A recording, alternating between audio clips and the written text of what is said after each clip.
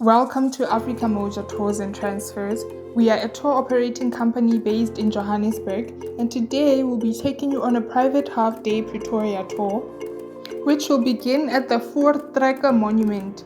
It is located on the northern part of Pretoria. This monument was built in 1949. The monument gives us a deep history of the famous Great Trek, and the significance of this great history will be also found in the monument. You will also learn more about the Voortrekkers and why they left the Cape Colony between 1835 and 1854. The Pretoria Monument Pretoria stands 40 meters tall on its hilltop home, and it is visible from a large part of Pretoria. There are two elements at the site which makes it worth visiting, which is the historical frieze and the cenotaph hall. The planning of the monument was done from 1931 by Afrikaner Cultural Organization, and on the 16th of December 1949, the monument was introduced.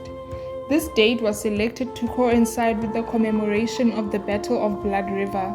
In 1994, the management of the monument launched a campaign to change the perception of the monument. It was based on its cultural significance rather than its political meaning.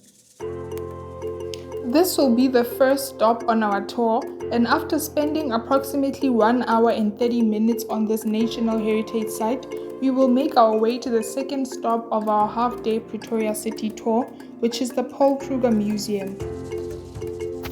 Kruger Museum is the last house of Kruger, which today is a museum displaying life during the days he stayed in this house.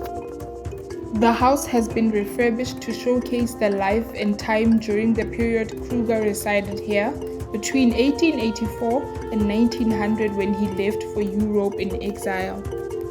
It was built in 1884 by Charles Clark, and it was designed by an architect named Tom Claridge.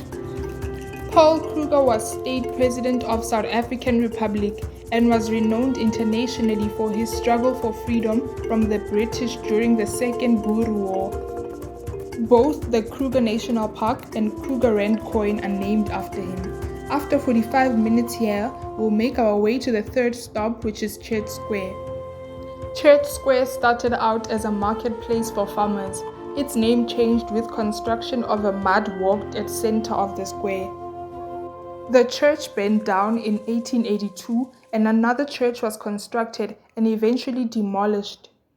Today, Church Square is a flat open expanse that affords clear views of the buildings that surround it. The founder of Pretoria, Matthias Pretoria, determined that the square be used as a marketplace and churchyard. The square is surrounded by historical buildings, and it was named for the church buildings that stood at the center of the square from 1956 to 1905. After learning about the history of this famous place, we will make our way to the fourth and final stop of our tour, which is the Union Buildings. The Union Buildings form part of the logo of Pretoria City, which is the administrative capital of South Africa.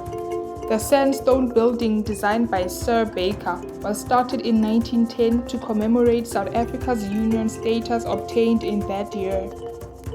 The buildings form the official seat of the South African government and also house the offices of the President of South Africa. Visitors are free to explore the terraced gardens that look out over the city. The gardens are popular for family picnics or to have wedding photos taken, and often functions at the venue for major concerts and festivals.